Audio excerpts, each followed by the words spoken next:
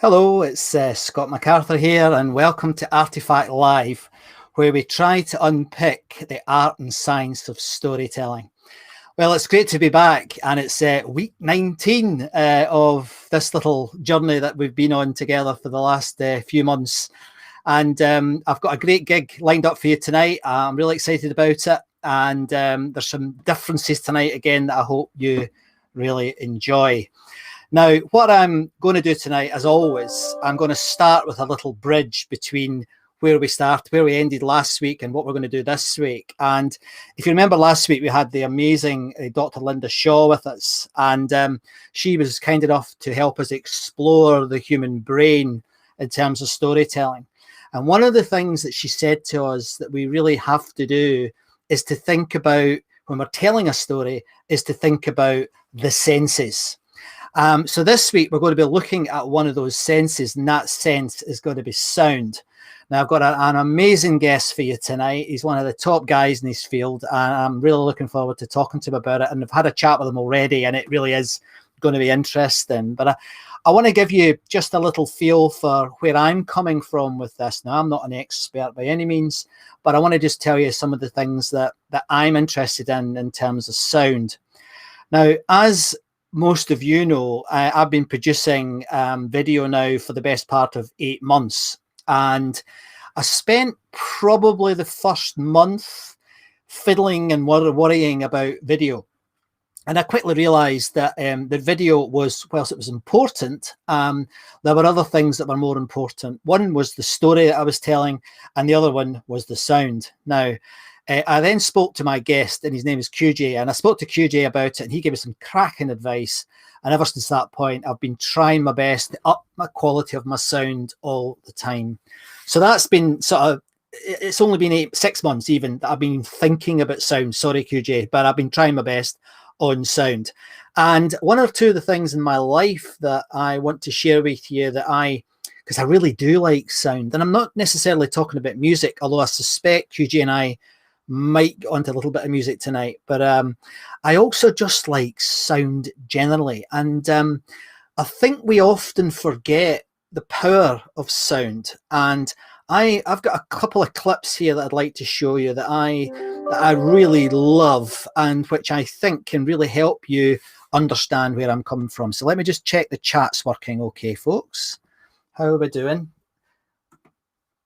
Oh, I can see people are here. Hello. Nice to see you all. Let me just make sure everything's working okay. There's a bit of a natural sound effect going on outside at the moment. There's a torrential rain, so this microphone means that you shouldn't be able to hear it, but if you do, it's a nice sound.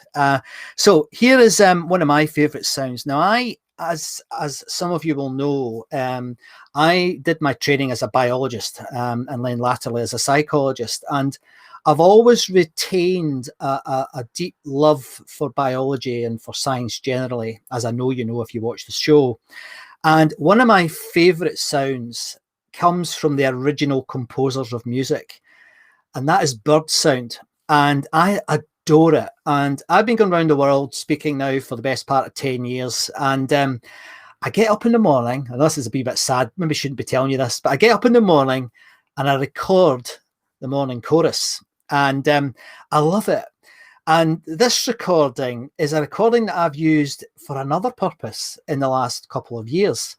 One of the other things that I do occasionally is I teach meditation. Now, by no means, again, an expert, but I do talk about how to begin to meditate and how the brain works when you're meditating. And one of the things I do is I use sound to help people meditate. And this is one of the sounds. And it's one of my recordings that I actually did here. There's a window just here, and I got my sound recording device out one morning at 3:45, I think it was, and I recorded the morning chorus. And what I ask people to do when I'm teaching them to meditate is just listen to the noise, just listen to the sound. So let me play this. I absolutely adore this. So this is the sound of the birds outside my window every morning here in the Cotswolds.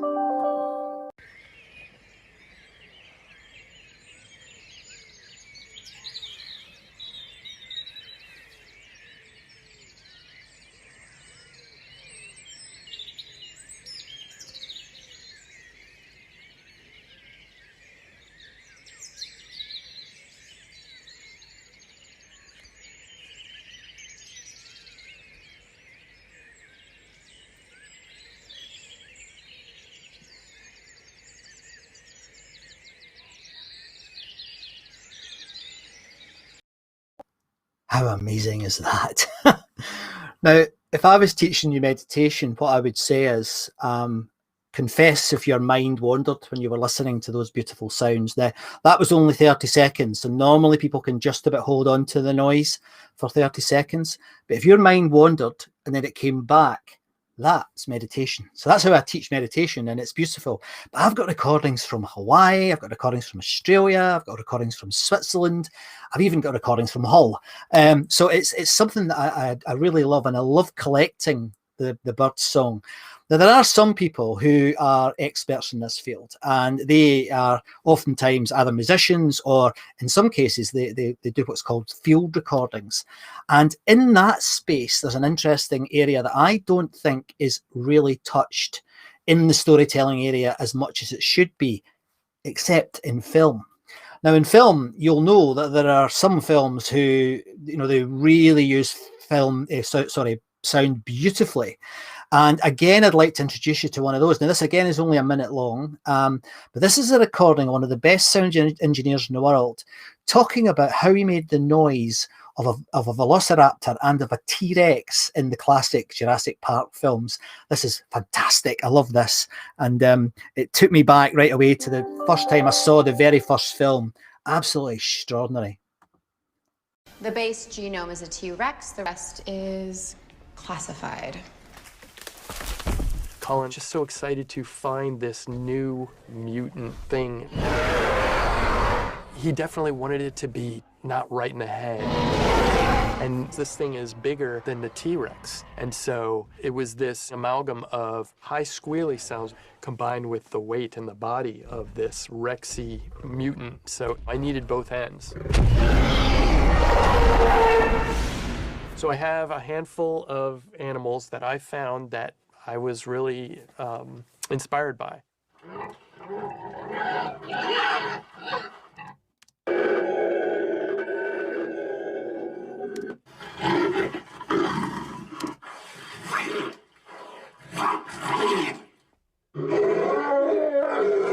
Then for the high stuff, the squealy stuff, I started looking.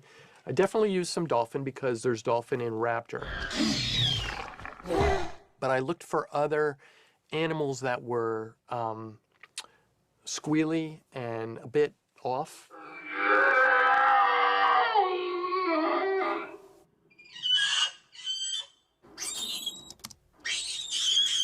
With those recordings, I then started putting together these roars.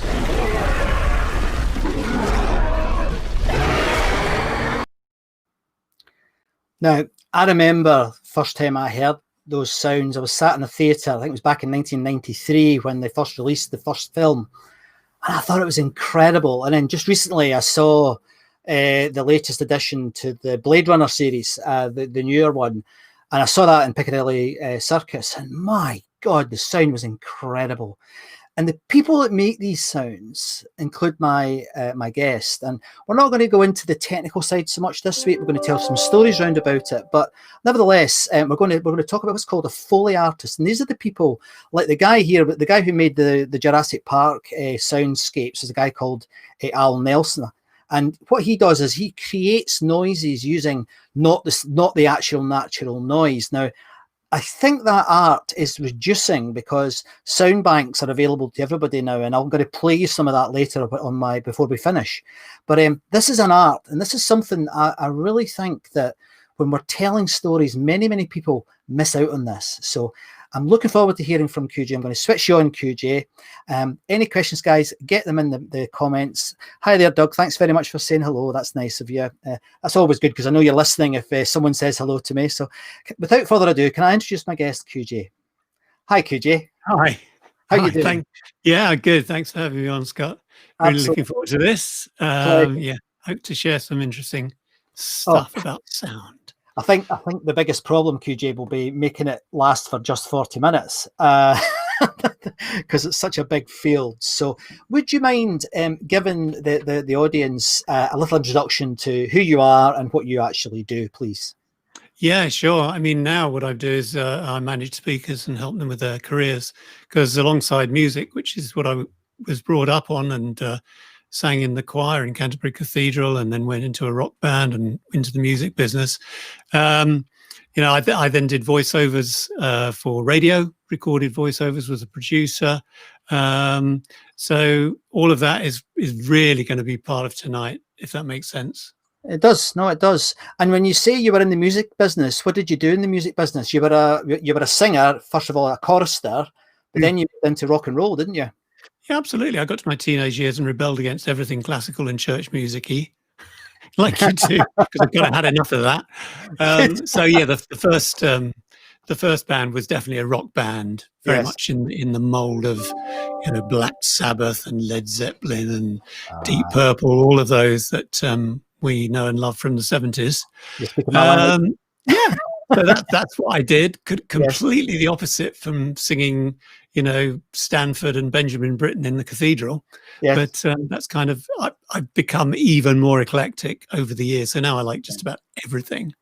Yes, I think that's a function of aging, because I've found that with myself as well. I grew up, my dad was a Elvis Presley fan, so I had that drained into me for the first 10 years of my life, and then I became a rock fan, and it developed into folk and ambient and classical music. It seems that as you get older, you seem to appreciate. Well, I've certainly appreciated more and more different types of music. Absolutely. But in terms of the sort of the production side, now there's a lot in that, and I don't think we can do a lot in that tonight, because there's a particular story we want to get into around your artifact. But if quite a few of the people who listen in are either storytellers or speakers or communication experts, a few HR people tune in, what would you say about the importance of sound in communicating to an audience? Where do you think it sits in the pantheon of all the different things you can do when you're presenting to and communicating with an audience? Well, it's really easy for me to illustrate that storytelling started a very long time ago. It was sitting around the campfire, and so the important thing was that everyone sitting around could hear the speaker, and the person would draw them in by using variety of tone, variety of volume, being quite dramatic in how they told the story. So if you extrapolate that forward to today, when actually we're doing this online, the single most important thing for the storyteller must be your ability to transmit all of that emotion, all of the sound that comes out of your voice down the line, so that the receivers at the other end get everything of the emotion, the words, the articulation, kind of all of that makes the story compelling. Because the more accurately you can reproduce the sound of your voice, if you're any good, and by the way, you have to be good to get a good sound. So it's really obvious. Not that I don't think I've got a great voice, but I've perhaps, through working with lots of voiceovers and producing lots of voice or speech-based programs, I got to know very early on the kind of thing that would land with an audience, and the kind of things you'd need to do, like to pause for effect, or just making faces if you're going to be on video as well. Yes. Does it make sense? So there's a huge range. It's not just somebody saying some words. And actually, this is much more intimate than doing it on a stage, a big stage, where it's actually quite difficult to draw things. This is more like television, where some of those great chat show interviewers have brought out the likes of Michael Caine. I remember him doing one. I remember Liza Minnelli doing a chat show. And these guys in chat shows, it was a masterclass in how to draw someone into your stories. And I think that's what we should be aiming for if we want to be any good at this. Yes. It's about being that understanding of how you use your voice, how you capture your voice with great quality equipment, and how you draw, the audience in. If one of the things that I've experienced personally is and this might be not in your gift, QJ, and that's fine if it's not, but I hate the sound of my own voice, and I've heard dozens of people saying exactly the same thing, including Michael Parkinson. Why is that? Why do we seem, many of us, not everyone, but why is it we don't like the sounds of our own voices? I have no idea. Yeah. I cannot tell you, other than to say we hear ourselves differently Mm. than other people hear us, because Yeah. the bones of the face, the skull, obviously have an impact. The voice that you hear is resonating in your own head. Yes. So by the time it goes into your ears, it's not just what goes into your ears that's coming out of your mouth, but it's the bones that's resonating as well. So actually, when that's recorded or put through a mic and played back to you, Yeah. it actually sounds different from what we hear Right. when we speak Right. ourselves. So if you work in voiceover work and you're used to doing what I'm doing now, you know, I've probably spent 10,000 hours, as they say. That's supposed to be the thing now, isn't it? Yeah. If you've done it for 10,000 hours, you're an expert. 10,000 hours doing this, not necessarily speaking myself, but listening to other speakers, Right. listening through high quality monitors and recording voices. Mm. So it's about being comfortable in the medium just by practice, which Yes. applies to everything we do, isn't it? You can get I more think- comfortable just the more you do it. Absolutely right. Absolutely right. You probably noticed there's a little noise coming from my laptop. Now that's because there's a fault, and I've turned it off now. It shouldn't happen again. There's a fault on one of the little icons. It keeps beeping, and if that had happened 3 months ago, I'd be sweating now. Honestly, it would have knocked me off, because whenever you're broadcasting, I don't know if you could hear them, QG. I was worried you could. Did you hear the little pings? No, maybe not. No, it wasn't bothering me at all. You shouldn't hear them, but that is a function of practice. You know, you get that you can keep going and you can keep speaking, even when there are things like pesky children or, you know, dogs or whatever, you know, talking around about you, but you get better at it. So the final thing I'd like to ask you, just before we go into this wonderful story about your artifact, and this is slightly cheeky because I know this is some of what you do, but if you were advising someone who was getting into broadcasting, now it doesn't matter if they're a professional speaker, whether they're a corporate storyteller, or just, let's face it, more and more of us are going to be on Zoom and on, you know, Restream in the future. Certainly in the next year, I think there's going to be a lot of us using this all the time. It gives you a difference, and I know it does, and I've heard it so many times. It's a bit like, you know, start with the sound, then do your background, and then you shine, you know, in seconds compared to everybody else. Yeah. What would you advise people to do? What should they get? What should they buy? Something affordable that you think people should get that would help them when they're doing their Zoom calls or they're doing their little videos that they're sending around to their friends or their colleagues. Well, my answer is going to be indirect. Sorry about that. It's all right. That's all right. my answer would be, and I'm not a politician, so although I've heard so many of them over the last year, that you kind of get, they don't answer the question, do they? They kind of give you lots of stats about what they have done and achieved. Well, I'm not going to do that, but I will say that I've already kind of said what's important. Your voice is the most important part of this. Right. Okay. Yeah. Not only what you say, but how you say it. Right. So it's really important to get a high quality microphone. Right. Now, the difference between high quality and low quality has narrowed over the years, and you don't have to spend an awful lot of money to get a very good mic, what I would actually call a high quality mic. Right. Because why wouldn't you? Yeah. Why would you spend all your time trying to be a good speaker, practicing, writing copy, content, you know, having that ambition, and then not wanting to capture the sound that you make when you speak to perfection? Yes. That's a good answer. That is not difficult to do. Yes. And I'm freely available to, you know, if you can tie me down to a date and time in the calendar, and you know how difficult that's been. Yep. If you can tie me down, then I'm really happy to give some basic advice in a short 10-15 minute chat. Yeah. As you did with me. No, not all mics are the same. And if you know what I've learned over a very long number of years, even, you know, two cardioid mics aren't necessarily the same cardioid pattern. The two frequency responses are not necessarily the same.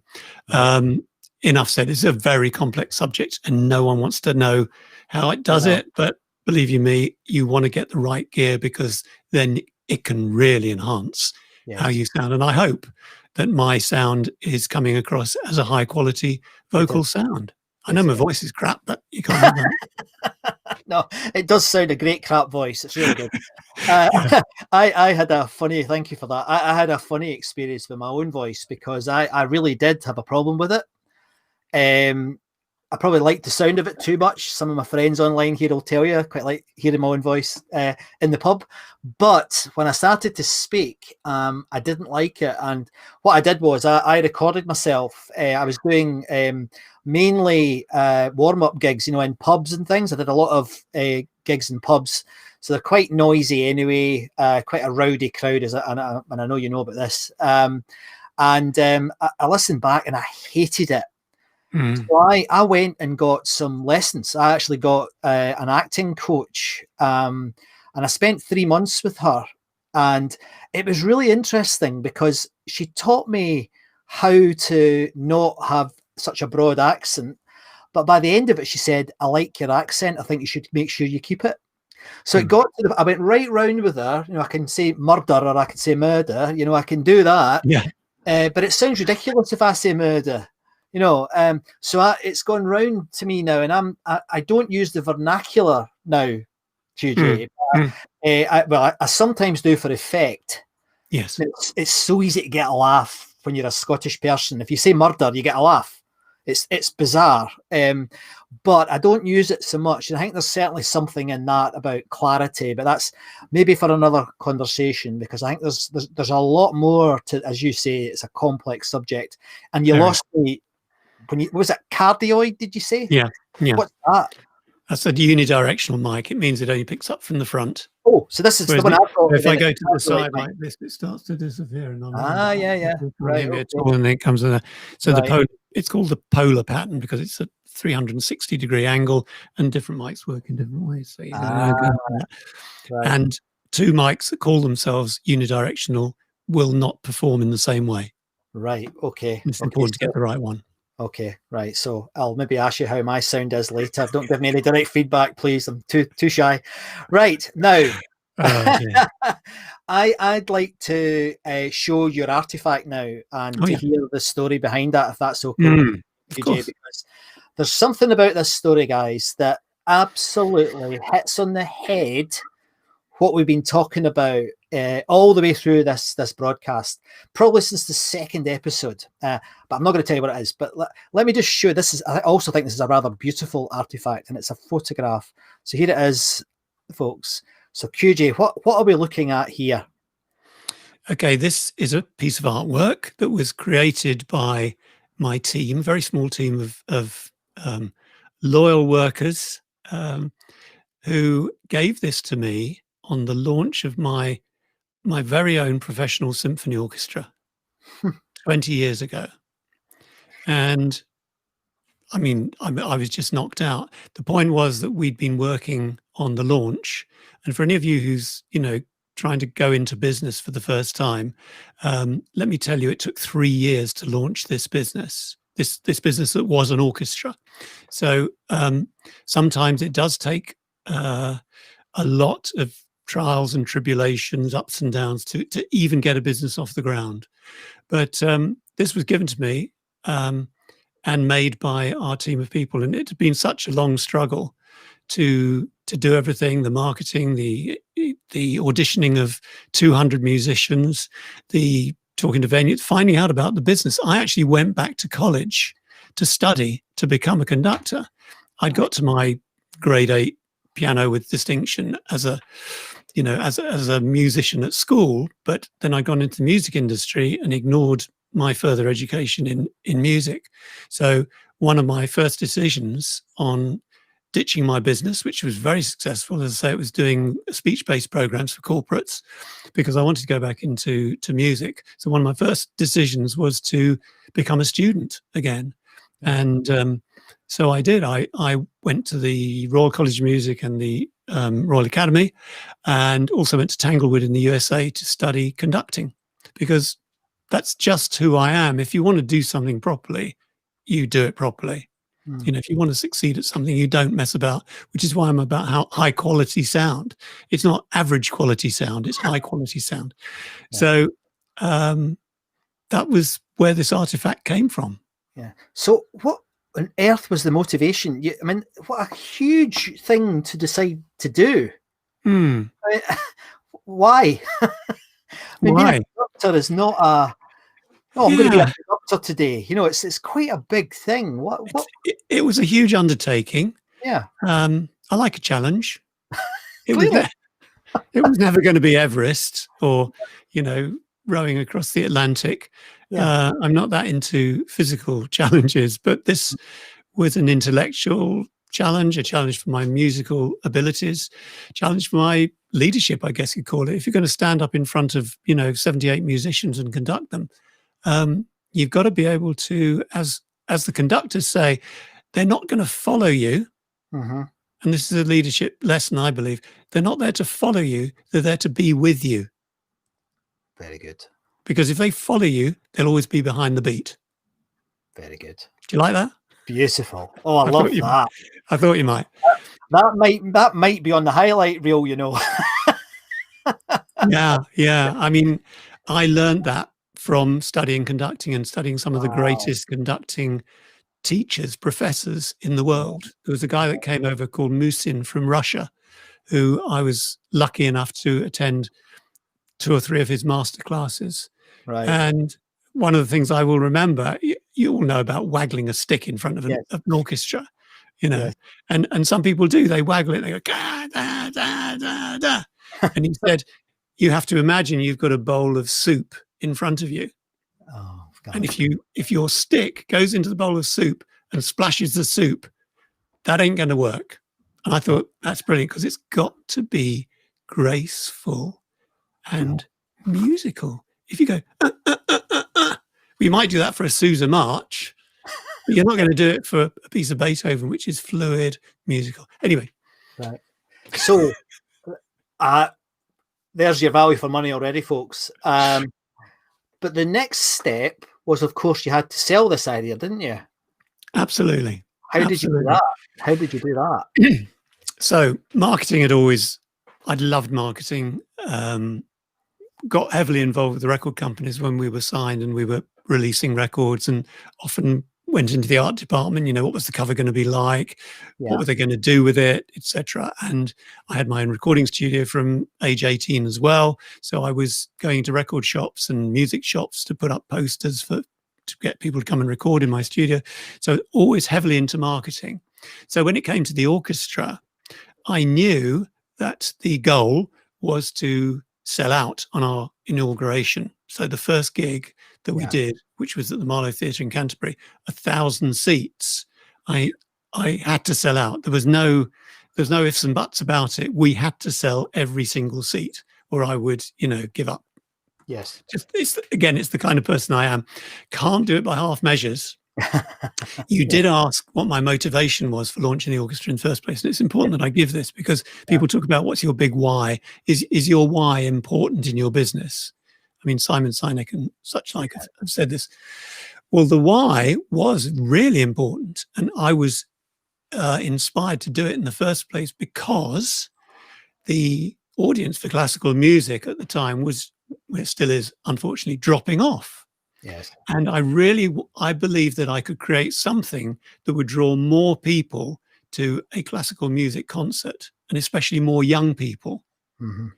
And in fact, I went to see Richard Morrison, the arts critic of the Times, because he had been writing about how are we going to get audiences back for classical music? And apart from the big proms things now and the, concerts in the park and all that, proms in the park, audiences still, are pretty low. They're pretty poor. And at the Marlow Theatre in Canterbury, traditionally, they got about 300 people in a 1,000-seater. And you know what it's like. You go into a theatre that's got 1,000 seats and only 300 of them are occupied. What does it feel like? Yeah, it's awful. It feels empty. Yeah. So my motivation was to do something different, something exciting, a new way of presenting music. And it didn't have to be just classical, because with an orchestra, you can play everything, that, from the Bach to the Beatles. Yeah. And so that's what I did. I put my marketing hat on, and I thought, I've got to come up with a product which is different and looks exciting, and then I've got to market the hell out of it. Yes. So we started building our mailing list from 3 years before we launched, because you'd need to get, and this is my advice to business people now, you need subscribers. You need people on your list who are already interested in what you're doing. So when you come to sell them a ticket, they buy the damn thing. Yes. Yeah, that's why mailing lists are important. And the other thing I decided, because I hadn't been a speaker myself, but I'd recorded hundreds of actors and voice artists in my studio, I kind of knew what they did to stand up, well, certainly sit in front of the microphone and speak and grab an audience. So I thought, could I do that? Could I go out and speak? And I thought, well, yes, I can, because I know how they do it. Yes. Well, I hadn't done it myself, so I had no desire to be a speaker. But I thought, hang on, if I go out and find all those audiences that are fundamentally in the target market, so audiences who already go to classical music concerts, people who go to other kind of musical concerts, anyone of a certain age group, because that was an older audience, but I wanted to get them younger. So I thought very clearly about my target market. Who was it? Where were they? And I identified speaking opportunities like Rotary clubs, chambers of commerce, even WIs. And I must have delivered my talk, which was called Birth of an Orchestra, 200 times in order to get people interested, get them excited about my big why. You know, audiences are dropping off, guys. This is a great thing. If you haven't experienced it, or even if you have, this is going to be different and it's going to be fantastic. And how did you introduce that then? How did you begin to talk to them about, you know, this amazing project? Well, I pinched a story that I'd heard while I was in, you know, went into the arts sector from having a commercial business, because you do have to have subsidy in the arts in this country. I mean, the only employed orchestral players are the BBC. Every other, you know, the LSO and all the other orchestras, they're all freelancers. And they have big subsidies from the government. God knows how long that'll last, because you know the problems we're having now. Yeah, gosh, it's a real problem. So I'd heard this story and I thought, hang on a minute, this would be a great story to share at the start of my Birth of an Orchestra talk when I go out to speak to people. So if you like, what I've done is I've dug it out for you. Excellent. And I've even got the timing here. It runs for 1 minute, 20 seconds. At least that's what it did when I used to. You know, I'm going to cheat. I'm going to read it because it's been a long time since I did this. Obviously, I used to know it, you know, off by heart virtually. But as you'll hear when I do it, when I perform this, it's made up to date, because the names of the politicians that I include, obviously, I would put in the names of the current politicians to make it appear relevant. All right. Yes. Okay. So here we go. I would stand up. This is great. I'm going to speak to you, Birth of an Orchestra, blah, blah, blah. Please welcome, give a big hand to QJ. Boris Johnson was invited to a performance of Schubert's Unfinished Symphony. He couldn't attend, so he gave his tickets to Michael Gove, asking him to report back after the concert.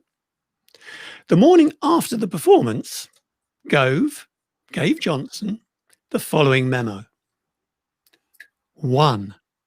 For long periods of time, the 4 oboes had nothing to do. They should be reduced in number and their work spread over the entire orchestra, so that no one is left sitting around doing nothing. 2. All 12 violins were playing the same notes. This seemed unnecessary duplication. The staff in this section should be cut dramatically. If a larger sound is really necessary, it should be achieved through a system of amplification. 3. Much effort was used up in playing Debbie's semiquavers. This seemed completely unnecessary, and I would therefore recommend that all notes be rounded up to the nearest semiquaver so that trainees and lower grade operators could be used. 4.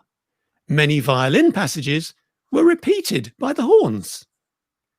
If all such redundant passages were eliminated, the concert could be reduced from 2 hours to 20 minutes. If Schubert had thought about all these things, he'd probably been able to finish his symphony after all. Fantastic. And then I would go on to say, you know, you might expect me to call this man a Philistine, but actually I can understand why some people would find classical music and the concerts around classical music quite boring. So let me tell you what I've been up to. And then I would start my story of, you know, it was walking on the beach in Lanzarote went away with my brother, whatever, la-di-la-di-da, when I saw this vision, and I'd been going to classical, and I thought, oh, they're terrible. And then the story progressed from there, and I went through and ended up with why this was something worth coming to see, and we were going to be launching and buy yourself a ticket. And we used to get groups. I used to speak at a Rotary Club, and I get 30 tickets bought there and then. So as a marketing ploy, as a marketing exercise, it was fantastically effective. And we even had two concerts we did where Rotary became a sponsor. I mean, we got other sponsors as well, people like Pfizer, because obviously they were in Kent. So there were some big companies locally who would sponsor this, whereas then they weren't actually sponsoring some of these existing classical concerts that were going on locally. So very good.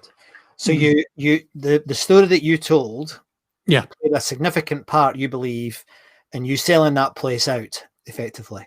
Yeah, right. Oh, no question, because in engaging people in your story and your big why, and being enthusiastic and being enthusiastic about it, they can see that it's exciting. They can see that it's something that's not to be missed. Yes. And this isn't bullshit. This isn't bullshit marketing. This is genuine from the heart marketing. It's kind of, I really believe in this. And, Steve Jobs did exactly the same thing in selling his Apple products. Yes, he just got up on stage and he just thought, I love this stuff. Yes. Don't you think it's great? And that's almost all you have to do. Yes. And let me tell you a little story about how I got to this point. That's what you do. Yes. And they said, oh, wow. Well, I'm in. Count me in. Yes. I mean, that's a very elegant little introduction. I like it a lot. And I have heard something similar, not as elegant as that, but it's one I've heard a few times in the team context, in the corporate world. How do you go about, I mean, I don't know, again, this might be not your particular gift. I suspect it is, though. How do you go about coming up with a story like that? I mean, how would you, if you were working with somebody and they said, well, I want to be, say they get a job as a, head of comms for a company, and they have to send out their first comms, the first time they've actually sent something out to the whole organization. And of course, telling a story is the best way to do it. How would you go about encouraging them to tell their story or a story? Well, I think the way to do it is to come up with something they're not expecting.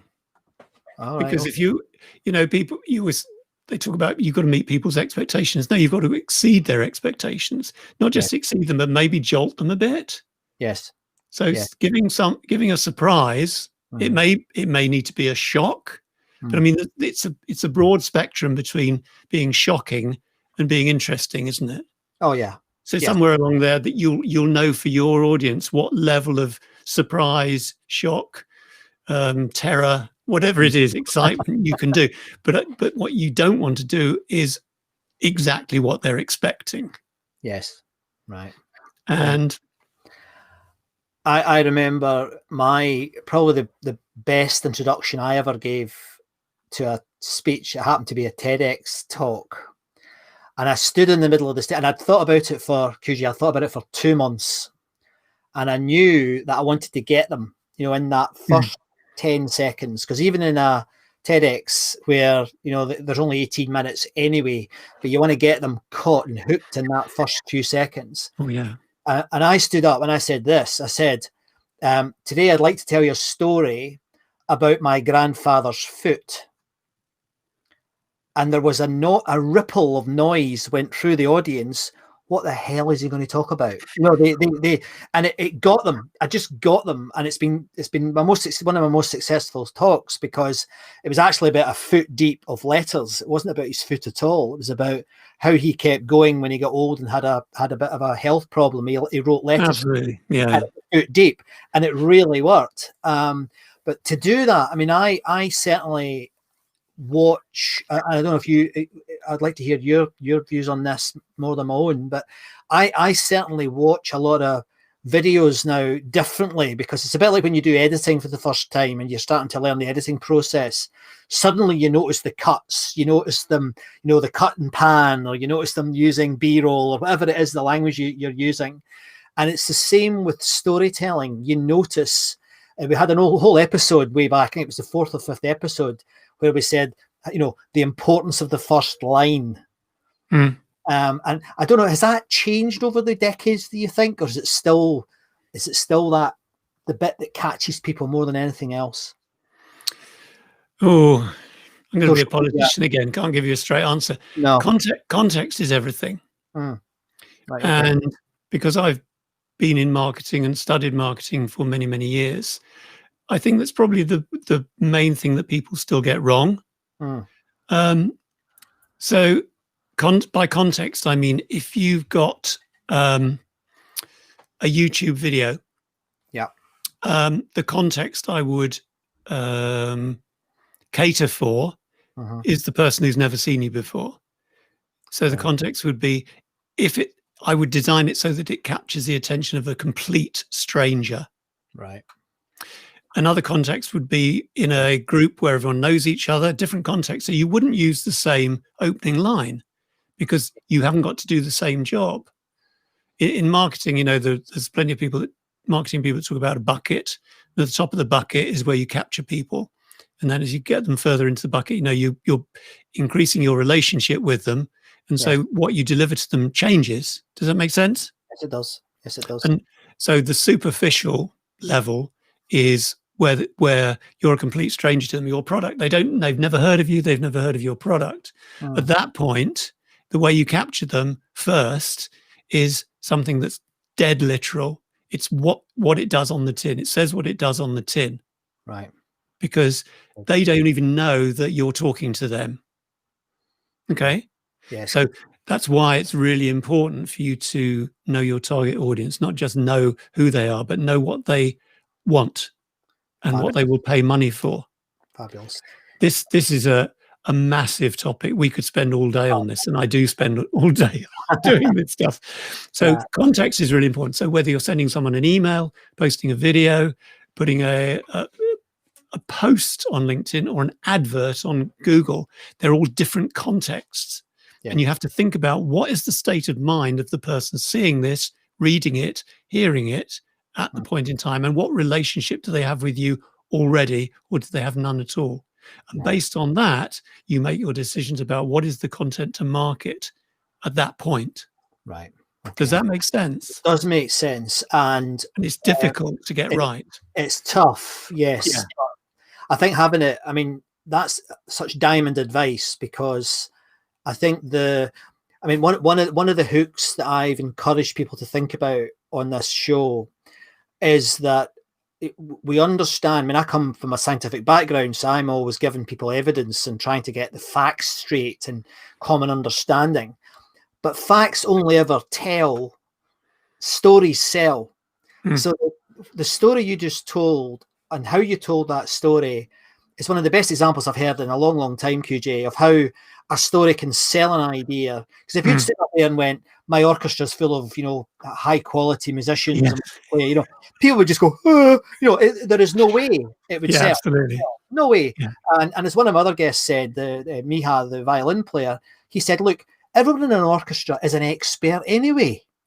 So it's very difficult to sell something where the public don't really understand it either. So it's even harder than the normal situation.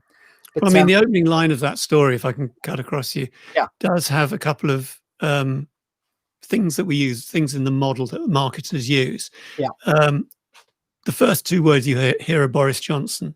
Okay. So that's a relevant. Yes. Okay. That's somebody who's familiar. So you should always have something, if they're strangers, you want to attract their attention, familiar, something they're relevant and familiar to the audience you're talking to. Yeah. Yes. And then I go on, Boris Johnson was invited to a performance of Schubert's Unfinished Symphony. So it's about classical music. Yeah. So, and it's a story because was invited to, blah, blah, blah. Okay, so what happens next? So that's actually the first line of a tale. Yes. Yes. So I would say those are probably, I haven't written the book I could write the book, so could any other marketer. But that's kind of in the book of first line. It's got to be something familiar to people and something unexpected. Yes. So they're not expecting to hear about Schubert's Unfinished Symphony. No, fantastic. Does that make sense? It makes absolute sense. And believe it or not, that's our 45 minutes. I knew this would happen. Right.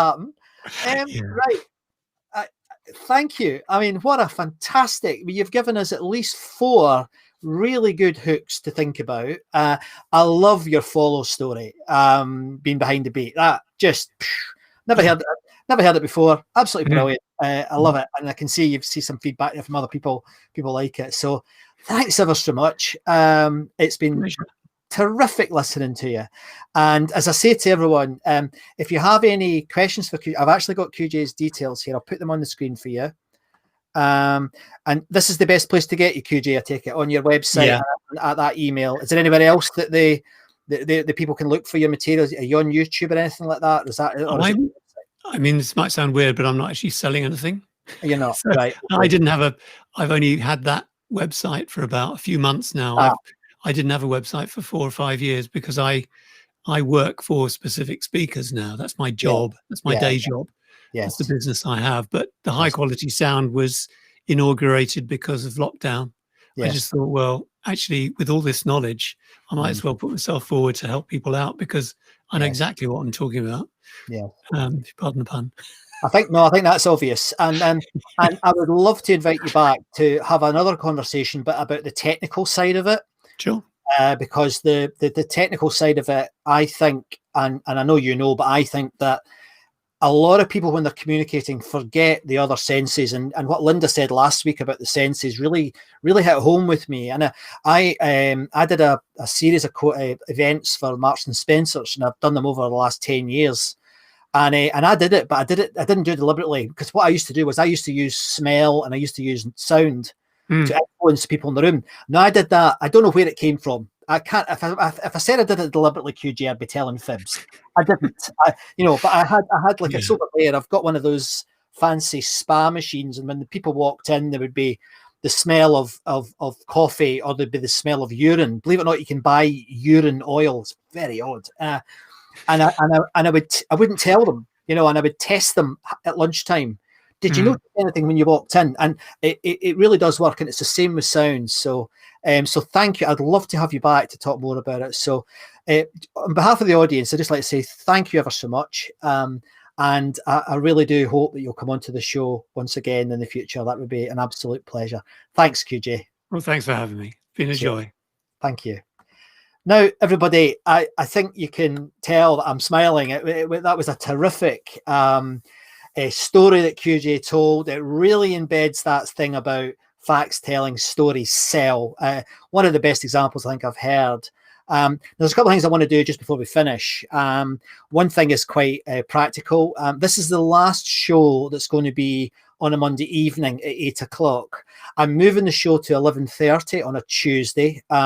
2 or 3 reasons for that. The main one is this time of night on a Monday with lockdown, I just don't think I can sustain it, being away from my family for 2 or 3 hours preparing and delivering this. So I'm moving it to Tuesday.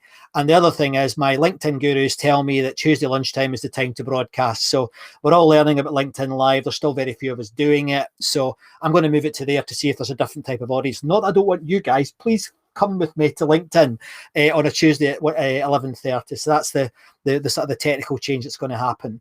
The second thing, now, I want you to watch something fun. It's only a minute long, and this does involve sound, but it's actually an appeal. One of the things that I do is I'm an ambassador for Twycross Zoo.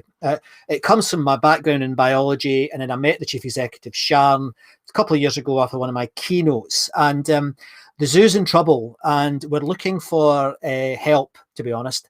Now, I'm not aiming this directly at you, my audience. I'm aiming at probably at the chief executives of this world. But what you'll notice is I have actually used some of these sound techniques in this little video. So I'm not only, showing you this because it's a really important subject. I think it gives a good example of how you can use sound to add texture to the communications you make. So it's only a minute long. Bear with me. I hope you find it interesting. I'll tell a little bit more about it after, because it's not a great story. If you enjoy my content and you are in the you run a business, or you're a speaker booker, or you're a whatever you are, a chief executive, and I know there's a few of you out there, and you would like me to come along and speak at your organization, I will do that, and I will do that for free, provided you provide a contribution to Twycross Zoo of £5,000. Now, it's a charity, so I'm sure you can do something clever with that £5,000. But I will come and do it. And you know I can do these things well. You know I can do a good pre-produced video if you want pre-produced that you can use again and again and again and again. And I won't put a license on it. You can use it as much as you like. But we really need help to keep Twycross Zoo going. We really need help to keep that conservation arc supported, because, you know, and I'm not sure Sharon would like me saying this, but sorry, Sharon, but animals could die because of this.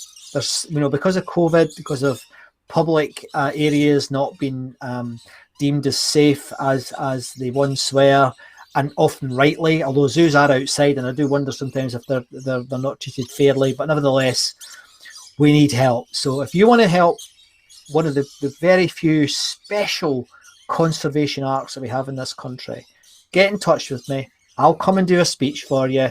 I'll produce it for you on virtual if you want. I'll do whatever you want. As long as you make a £5,000 contribution to the Twycross Zoo Conservation Trust.